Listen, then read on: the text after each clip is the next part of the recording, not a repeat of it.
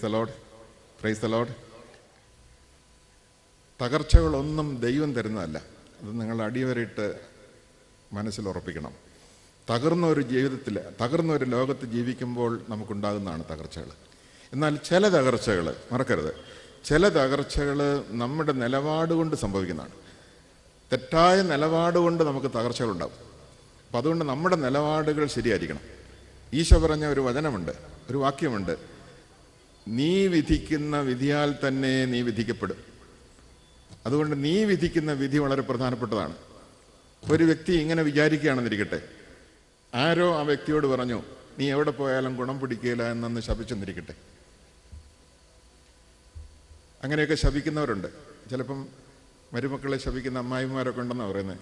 എന്നോട് ചിലരൊക്കെ പറഞ്ഞു, എൻ്റെ അമ്മായിയും എപ്പോഴും ഇങ്ങനെ ശപിച്ചുകൊണ്ടിരിക്കുക, അതുകൊണ്ട് ഞാൻ എവിടെ പോയാലും ഗുണം പിടിക്കുകയില്ല എന്ന് പറയും. അപ്പോൾ എവിടെ പോയാലും ഞാൻ ഗുണം പിടിക്കുകയില്ല എന്നൊരു വ്യക്തി സ്വയം തീരുമാനിച്ചാൽ ഒരു സ്വയം വിധിയാണത്. നീ വിധിക്കുന്ന വിധിയാണ്. നീ എവിടെ ചെന്നാലും ഗുണം പിടിക്കാൻ പോകുന്നില്ല. കാരണം നീ വിധിച്ച വിധി ദൈവത്തിൽ ആശ്രയിക്കാത്തൊരു വിധിയാണ്. എൻ്റെ ജീവിതത്തിൽ ദൈവം ഇടപെടുമെന്നും എൻ്റെ കാര്യങ്ങൾ ദൈവം നടത്തിത്തരുമെന്നും നിനക്ക് വിശ്വാസമില്ല. നീ ആ അമ്മായിമ്മ പറഞ്ഞ, അല്ലെങ്കിൽ അതുപോലെ ആരെങ്കിലും പറഞ്ഞ പാഴ്വാക്കിനെ വിശ്വസിക്കുകയും ആ പാഴ്വാക്കിനെ തലയിലേറ്റുകയും ആ പാഴ്വാക്കിനെ ഓർമ്മയിൽ സൂക്ഷിക്കുകയും അത് തന്നെ വിചാരിക്കുകയും ചെയ്യുമ്പോൾ നീ ഒരു വിധി വിധിച്ചു. ആ വിധി എന്താണ്? ഞാൻ എവിടെ ചെന്നാലും ഗുണം പിടിക്കാല്ല. നിനക്ക് ഗുണം പിടിക്കാതെ പോകുന്നത് ദൈവത്തിന് ഇടപെടാൻ കഴിയാത്തതുകൊണ്ടാണ്. അതുകൊണ്ട് നീ ആര് പാഴ്വാക്ക് പറഞ്ഞാലും ആ പാഴ്വാക്കിനെ സ്വീകരിക്കരുത്. ഞാൻ അടുത്ത കാലത്ത് ഒരു വീട് വെഞ്ചരിപ്പിന് പോയി, ഒരു പെരവാസ്തുവിലേക്ക് പോയി. ഈ പെരവാസ്തുവിലേക്ക് പോയി അവിടെ ചെന്നപ്പോൾ ഒത്തിരി കാറിൽ സഞ്ചരിച്ചു വന്ന ആളുകൾ അവിടെ ഉണ്ട്. വിശാലമായ മുറ്റം. ഒരു കാർ ഞാൻ ശ്രദ്ധിച്ചു, ഷോറൂമിൽ നിന്ന് മേടിച്ചിട്ട് നമ്പർ പ്ലേറ്റ് പോലും ശരിക്കും വെച്ചിട്ടില്ല. ഈ കാർ ഇടിച്ചു കിടക്കുന്നു. വന്ന വഴിക്ക് ഇടിച്ചതാണെന്ന് ഞാൻ അന്വേഷിച്ചപ്പോൾ മനസ്സിലായി. അപ്പം ഞാൻ ആ വീട്ടുകാരെ മനസ്സിലായിട്ട് ഞാൻ ചോദിച്ചു, അതിൽ പരിചയം ഉണ്ടായിരുന്നു, എനിക്ക് പരിചയം ഉണ്ടായിരുന്നുകൊണ്ട് ഞാൻ ചോദിച്ചു, തങ്കമ്മേ എന്താ സംഭവിച്ചത്? ഉടനെ ആ സ്ത്രീ എന്നോട് പറഞ്ഞു, എൻ്റെ അച്ഛൻ എന്നാ പറയാനാ, ഞങ്ങൾ വണ്ടി ഷെഡിൽ നിന്ന് ഇങ്ങ് ഇറക്കിയപ്പോൾ, അദ്ദേഹം വണ്ടി ഇങ്ങ് ഇറക്കിക്കൊണ്ട് വന്നപ്പോൾ ഒരാൾ പെട്ടെന്ന് ഗേറ്റിലേക്ക് ഓടി വന്ന് വല്ലതും തന്നിട്ട് പോണേ സാറേ എന്ന് പറഞ്ഞു. കൈ നീട്ടിക്കൊണ്ട് ചാടി വന്നിട്ട് വല്ലതും തന്നിട്ട് പോണേ സാറേ എന്ന് പറഞ്ഞു. ഇദ്ദേഹം പേഴ്സ് എടുത്ത് ഒരു 20 രൂപ നോട്ട് കൊടുത്തിട്ട് ഭാര്യയോട് പറഞ്ഞതാണ്, ഇന്നൊരു അശുഭ ലക്ഷണമാണ് നമ്മൾ കണ്ടത്. ഒരു വൃത്തിയില്ലാത്തൊരു മനുഷ്യനാണ് ഈ നല്ല ദിവസം നമ്മുടെ വണ്ടിയുടെ മുമ്പിലേക്ക് വന്നത്. അപ്പോൾ ഇതൊരു അശുഭ ലക്ഷണമാണ്, അതുകൊണ്ട് സൂക്ഷിച്ചിരുന്നോ, ഇന്ന് എന്തെങ്കിലും സംഭവിക്കും എന്ന് പറഞ്ഞു. സൂക്ഷിച്ചിരുന്നോ, ഇന്ന് എന്തെങ്കിലും സംഭവിക്കും. പ്രിയപ്പെട്ടവരെ, 2 വളവ് കഴിഞ്ഞപ്പോൾ വണ്ടി ഇടിച്ചു. നീ വിധിക്കുന്ന വിധിയാൽ നീ വിധിക്കപ്പെട്ടിരിക്കുന്നു. ഇവിടെ ഓർക്കുക, നല്ല വിധി വിധിച്ചിരുന്നെങ്കിൽ അങ്ങനെ സംഭവിക്കുമായിരുന്നോ? ഒരിക്കലും സംഭവിക്കാമെന്ന് ഉറപ്പുണ്ട്. കാരണം നീ വിധിക്കുന്ന വിധിയാണ് നീ വിധിക്കപ്പെടുന്നത്. ആ വ്യക്തിക്ക് ഇങ്ങനെയും വേണേൽ വിധിക്കാമായിരുന്നു, നല്ലൊരു ദിവസം ഇതാ ദൈവത്തിൻ്റെ ഒരു പൊന്നോമൻ എൻ്റെ അടുത്ത് വന്നിരിക്കുന്നു, എനിക്കുള്ളത് ദൈവം തന്ന ദാനമല്ലേ, അതുകൊണ്ട് അവനും തീർച്ചയായിട്ടും കൊടുക്കുക എന്നുള്ളത് ഒരു സന്തോഷമുള്ള കാര്യമല്ലേ. അവനും എടുത്ത് കൊടുത്തിട്ട് പറയാണ്, തങ്കമ്മ ഇന്ന് നല്ലൊരു ദിവസം, ഇന്ന് അനുഗ്രഹിക്കപ്പെടുന്നൊരു ദിവസം എന്ന് പറഞ്ഞ് അങ്ങനെ അങ്ങ് പോവുകയാണെങ്കിൽ തീർച്ചയായിട്ടും അതിൻ്റേതായൊരു കൃപ ആ വ്യക്തിയെ നയിക്കും. അങ്ങനെ ഒരു ദൈവത്തിൻ്റെ വെളിച്ചം ആ വ്യക്തിയിൽ കടന്നു വരും. അപ്പോൾ ഈ ദൈവത്തിൻ്റെ വെളിച്ചത്തിൽ ഈ വ്യക്തി സഞ്ചരിക്കുമ്പോൾ അപകടം കാണാനുള്ള ഒരു കാഴ്ചയുണ്ടാകും, അപകടത്തെ മറികടക്കാനുള്ള ഒരു കഴിവുണ്ടാകും. അത് കൃപയാൽ സംഭവിക്കുന്നതാണ്. അതിനു പകരം ഒരു വിധി വിധിച്ചു, മോശമായൊരു വിധി, നീ വിധിക്കുന്ന വിധിയാൽ നീ വിധിക്കപ്പെടുമെന്ന് പറയുമ്പോൾ ഇങ്ങനെയൊക്കെ സംഭവിക്കും. നമുക്കറിയാം, വേണമെങ്കിൽ ഒരു കൈനോട്ടക്കാരനെ കൊണ്ട് കൈ നോക്കി വയ്ക്കുമ്പോൾ അവൻ ചിലപ്പോൾ പറഞ്ഞെന്ന് വരും, നിൻ്റെ ആയുർ രേഖയ്ക്ക് വലിയ നീളം കാണുന്നില്ല, ചിലപ്പോൾ 40 വയസ്സിൽ കൂടുതൽ പോകും തോന്നുന്നില്ല. അത് നീ വിശ്വസിച്ച് കഴിഞ്ഞാൽ നീ 40 വയസ്സിൽ കൂടുതൽ പോകാൻ സാധ്യതയില്ല. കാരണം എന്താ? നീ ദൈവത്തിലല്ല വിശ്വസിക്കുന്നത്, നീ സാത്താൻ്റെ വാക്കിലാണ് വിശ്വസിക്കുന്നത്. ജീവനെടുക്കാൻ വന്നവല്ല നീ വിശ്വസിക്കുന്നത്. അങ്ങനെ നീ വിശ്വസിച്ച് കഴിഞ്ഞാൽ നിനക്ക് ഏതാണ്ട് ഒരു 35 വയസ്സൊക്കെ ആകുമ്പോഴത്തേക്കും പോയി ക്ഷീണം തുടങ്ങും, പ്രശ്നമാകും, അവസാനം എന്തെങ്കിലും രോഗം പിടിക്കും, അല്ലെങ്കിൽ എന്തെങ്കിലും അപകടത്തിൽ ചെന്ന് ചാടും, ചിലപ്പോൾ 40-ാമത്തെ വയസ്സിൽ തട്ടിപ്പോയിരിക്കും. പ്രിയപ്പെട്ടവരെ, എൻ്റെ ആയുസിൻ്റെ ദൈർഘ്യം നിശ്ചയിക്കുന്നത് നീയല്ല, കൈ നോക്കിക്കാൻ പോകുന്നത് തന്നെ ഒരു വ്യക്തിയുടെ വലിയൊരു അധപ്പതനത്തിൻ്റെ അടയാളമാണെന്ന് ഓർക്കുക. അതുകൊണ്ട് നീ വിധിക്കുന്ന വിധിയാൽ നീ വിധിക്കപ്പെടുമെന്ന് ഈശോ പറഞ്ഞപ്പോൾ നമ്മളെക്കുറിച്ച് നമ്മുടെ വാക്കുകളെക്കുറിച്ച് നമുക്ക് ശരിയായ, അതാണ് നീ പറയുന്ന ഓരോ പാഴ്വാക്കിനും നീ വില കൊടുക്കേണ്ടി വരും എന്ന് ഈശോ പറഞ്ഞത്. ഒരു പാഴ്വാക്ക് പറഞ്ഞാൽ അതിന് വില കൊടുക്കേണ്ടി വരും. ദൈവം ശിക്ഷിക്കുന്നതുകൊണ്ടല്ല വില കൊടുക്കേണ്ടി വരുന്നത്. അപ്പം നമ്മൾ പറയുന്ന ഓരോ പാഴ്വാക്കും ഓരോ വിധിയും നമ്മുടെ വിധിയായിട്ട് മാറും.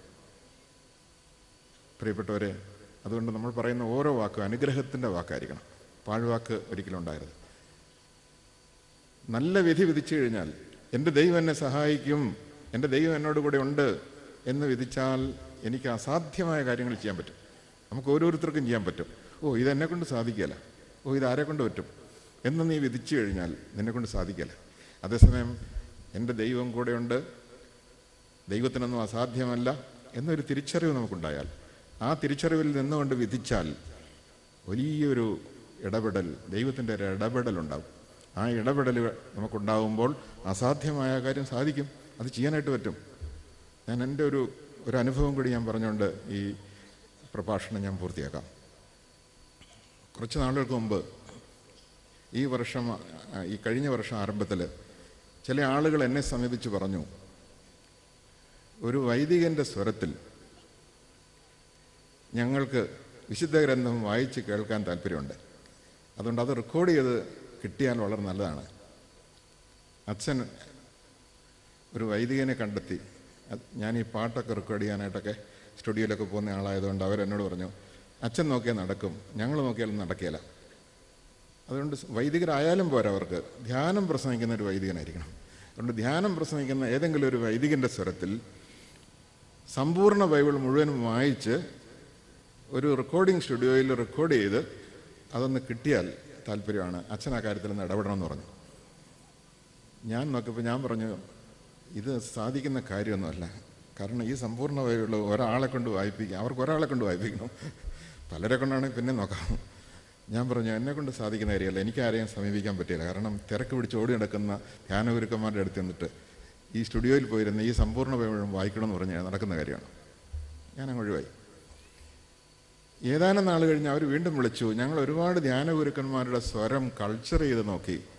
അങ്ങനെ കൾച്ചർ ചെയ്ത് നോക്കിയപ്പോൾ ഇതിന് ഏറ്റവും അനുകൂലമായ സ്വരം ഫാദർ മൈക്കിൾ പനച്ചിക്കൽ എന്ന അച്ഛൻ്റെ ആണ്. അതുകൊണ്ട് ആ അച്ഛനെ കൊണ്ട് ഇത് വായിപ്പിക്കണം എന്ന്. പ്രിയപ്പെട്ടവരെ, അച്ഛൻ തന്നെ വായിക്കണമെന്നാണ് ഈ പറയുന്നത്. ഞാൻ പറഞ്ഞു, എനിക്ക് 62 വയസ്സുണ്ട്, എൻ്റെ പല്ലൊക്കെ ഒരുപാട് വർക്ക് ചെയ്ത പല്ലാണ്, ഉച്ചാരണ സ്ഫുടതയൊക്കെ വളരെ കുറവാണ്, ബ്രോങ്കൈറ്റിസ് എന്ന രോഗം കലശലാണ്, അതുകൊണ്ട് ശ്വാസം മുട്ടലൊക്കെ ഉണ്ട്, അതുകൊണ്ട് ഇത് ഒരിക്കലും എന്നെക്കൊണ്ട് സാധിക്കുന്ന കാര്യമല്ലെന്ന് പറഞ്ഞു. ഞങ്ങളിത് അച്ഛൻ വായിച്ച് കേൾക്കാൻ വേണ്ടി ഞങ്ങൾ പ്രാർത്ഥിക്കും എന്നവർ പറഞ്ഞു. ഞാൻ പറഞ്ഞു, ശരി, ഞങ്ങൾ പ്രാർത്ഥിച്ചു. ദൈവം ഇഷ്ടപ്പെടുന്ന, ദൈവം ആഗ്രഹിക്കുന്ന ഒരു കാര്യമാണെങ്കിൽ അതിനുള്ള വഴി തെളിയും എന്നൊക്കെ പറഞ്ഞ് ഞാൻ അങ്ങ് വിട്ടു. അങ്ങനെ ഇരിക്കുമ്പോഴാണ് ഞാനൊരു ധ്യാനകേന്ദ്രത്തിൽ കൗൺസിലിങ്ങിൽ പ്രാർത്ഥിച്ചുകൊണ്ടിരിക്കുമ്പോൾ എൻ്റെ അടുത്തിരുന്ന ഒരു സഹോദരി എന്നോട് പറഞ്ഞു, അച്ഛൻ്റെ മുമ്പിൽ സമ്പൂർണ്ണ ബൈബിൾ തുറന്നിരിക്കുന്നു, 1-ാമത്തെ പേജാണ് തുറന്നിരിക്കുന്നത്, ഓരോ പേജുകളിങ്ങനെ മറിഞ്ഞു പോകുന്നതായിട്ട് കാണുന്നു, അവസാനത്തെ പേജ് ഇങ്ങനെ വന്ന് നിൽക്കുന്നു. അത് കഴിഞ്ഞപ്പോൾ കമ്പ്യൂട്ടറിൽ മൗസ് കൊണ്ടുപോയി ഐക്കൺ കൊണ്ടുപോയി വെക്കുമ്പം ചില പടങ്ങളിങ്ങനെ ഒന്ന് തിളങ്ങി വരുന്ന പോലെ ബൈബിളൊന്ന് തിളങ്ങി വരുന്നതായിട്ട് കാണുന്നു.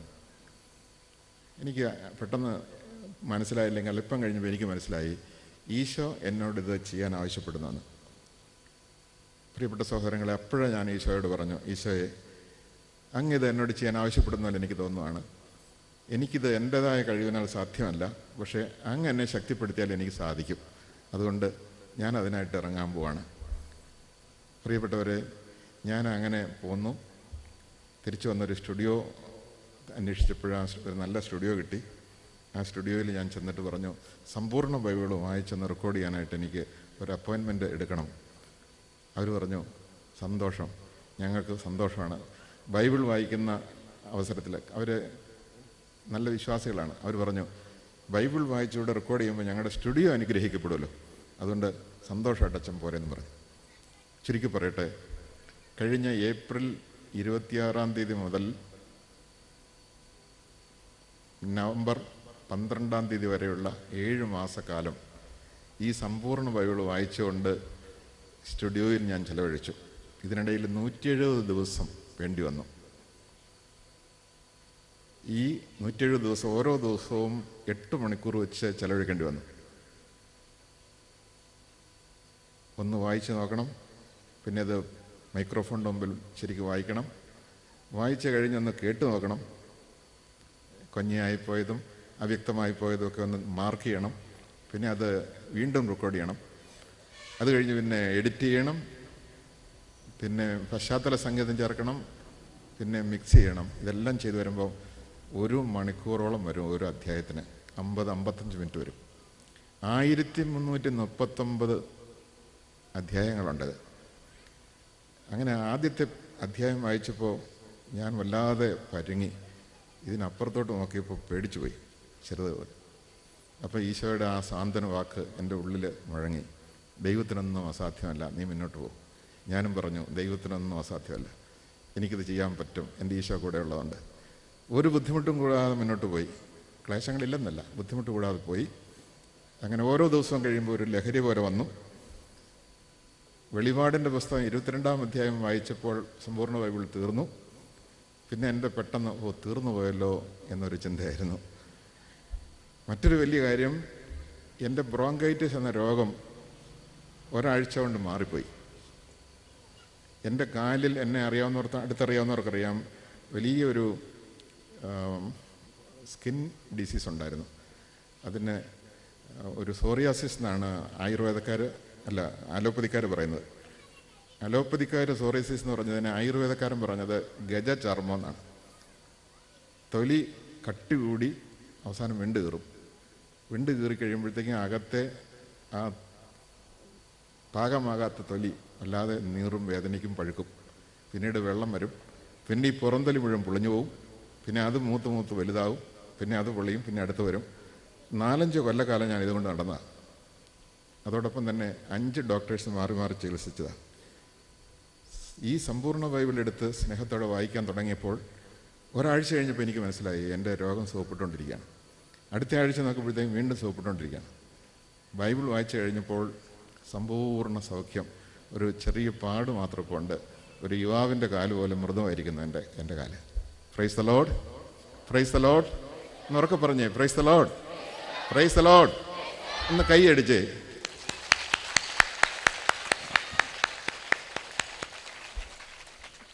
ഇപ്പോൾ ആദ്യമായിട്ടാണ്, കേരള സഭയിൽ ആദ്യമായിട്ടാണ് സമ്പൂർണ്ണ ബൈബിള് ഇതുപോലെ ഓഡിയോ ബുക്കായി കിട്ടിയിരിക്കുന്നത്.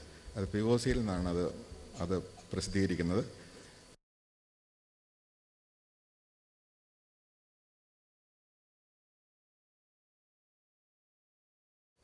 പ്രിയപ്പെട്ട സഹോദരങ്ങളെ, ഞാനിത് പറഞ്ഞത് ഞാനങ്ങ് ഉറച്ച് വിശ്വസിക്കുകയും എൻ്റെ ദൈവം എനിക്ക് ഇതിന് കഴിവ് തരും, ശക്തി തരുമെന്ന് അങ്ങ് വിധിച്ചപ്പോൾ ആ വിധിയാൽ ഞാൻ വിധിക്കപ്പെട്ടു. അതിനുള്ള ശക്തി എനിക്ക് വരികയാണ് ചെയ്തത്.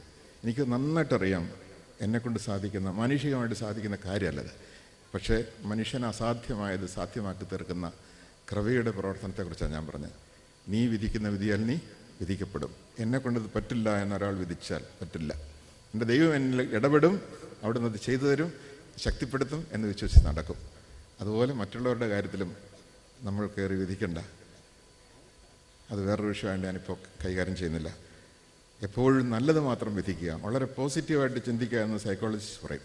പക്ഷേ ഈശോ പറഞ്ഞത് നീ നന്നായി വിധിക്കുക. ദൈവം എപ്പോഴും അനുഗ്രഹിക്കുന്ന വിധിയാണ് വിധിക്കുന്നത്. ദൈവം എപ്പോഴും പോസിറ്റീവായിട്ടാണ് വിധിക്കുന്നത്. നമ്മളതുപോലെ തന്നെ നമുക്കും മറ്റുള്ളവർക്കും നന്മ മാത്രം വിധിക്കുന്നവരായി നമുക്ക് തീരാം. Praise the Lord, praise the Lord, praise the Lord. Hallelujah, hallelujah, hallelujah.